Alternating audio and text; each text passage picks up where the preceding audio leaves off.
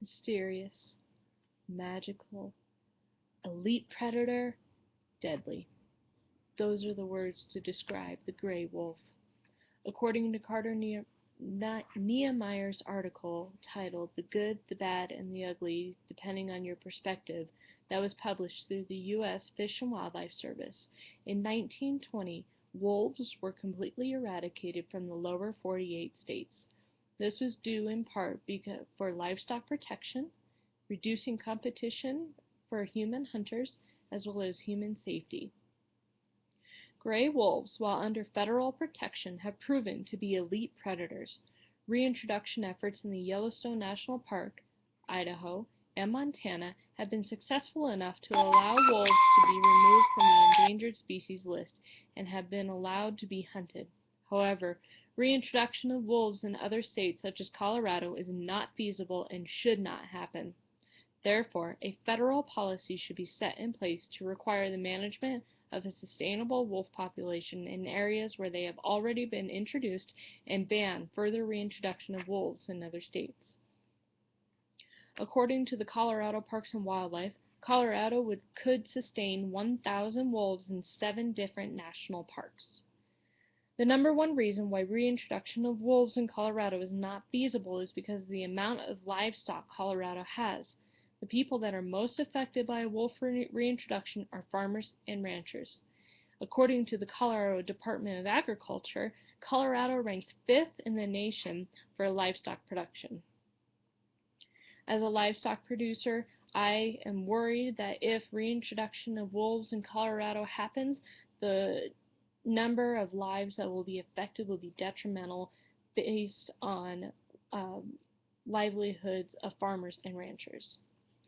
If this were to happen, wolves would be protected by the government while being reintroduced, and until there is enough to be able to take off of the endangered species list, the farmers and ranchers would not be able to terminate any problematic wolves harassing or killing livestock. This is according to Dustin Zvonek in an interview conducted by the CBS Denver channel. Dustin Zvonek is a conservationist who has studied the wolf reintroductions around the country. So what would happen is if an animal was killed by a wolf, the farmer or rancher would have to call wildlife officials to report the kill. An investigation would then happen, and if it was confirmed, and only if it was confirmed, that a wolf was the cause of the livestock's death, then a report would be sent to the state's Department of Agriculture, and the farmer or rancher would be compensated only market value for that animal, which isn't always very much. It depends on what the market looks like that time of year. So some proposed solutions for the concerns of the ranchers that have been proposed by Wild Earth Guardians, which is an animal rights activist and conservation group, is keeping livestock penned up, not allowing national forest grazing, and purchasing guard animals to guard the livestock. Now, keeping livestock penned up would be cruel to the animals, as well as way too expensive for the farmer and rancher. In addition, for the grazing permits, by grazing livestock in national forests, fire risk has been lowered by use of mitigation as well as noxious weed control. And finally, the last suggestion is to have guard animals. Now, this works well against coyotes or other prey such as stray dogs. However, according to the California Department of Food and Agriculture, guard animals are not effective towards mountain lions, bears, or wolves. These predators are simply too big for the guard animals, such as llamas, donkeys, and dogs, for them to defend against these predators. And because wolves hunt in packs, a guard animal would be outnumbered and more than likely killed, as well as the livestock they're trying to protect. Now, in addition to livestock loss, human interaction with wolves would be frequent as well. According to the Colorado Tourism Office, Colorado ranks #1 in the country for outdoor tourism. In addition, it is estimated that there are 5.3 million people who live in Colorado. Colorado is simply too populated to not have interaction with wolves.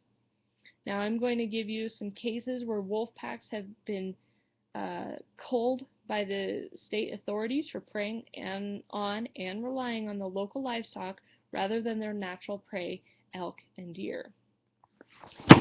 So, for instance, in Minnesota in 2010, according to the USDA, 142 confirmed domestic animals were killed. This includes 7 cows, 80 calves, 15 sheep, 15 dogs, 1 horse, 24 turkeys. Now, this does not include the unconfirmed or undocumented animals that have been killed by wolves. In Montana, according to the Montana Fish and Game, 429 cattle have been killed, which is an estimated $500,000 loss to the ranchers and farmers. In addition, 1,074 sheep were killed, which estimates to $180,000 lost. In Washington in 2012, an entire pack was culled by the Department of Wildlife, meaning they were shot and killed because they were starting to hunt cattle rather than elk, their natural prey. Now, the pack was not culled as a first trial basis. In fact, they first tried just killing one wolf to try and deter the pack. However, this did not work. The killing still occurred. So, after consulting with experts, it was determined that culling the pack was the only choice. Now, this is not fair to the wolves, as this was a mean of how they were able to get food. It's just like when people feed the bears and the bear attacks the human because it stopped feeding it, and then that bear is put down. It was not fair to the animal because it was human error. In addition, in Idaho in 2012, the pack called White Hawk was culled.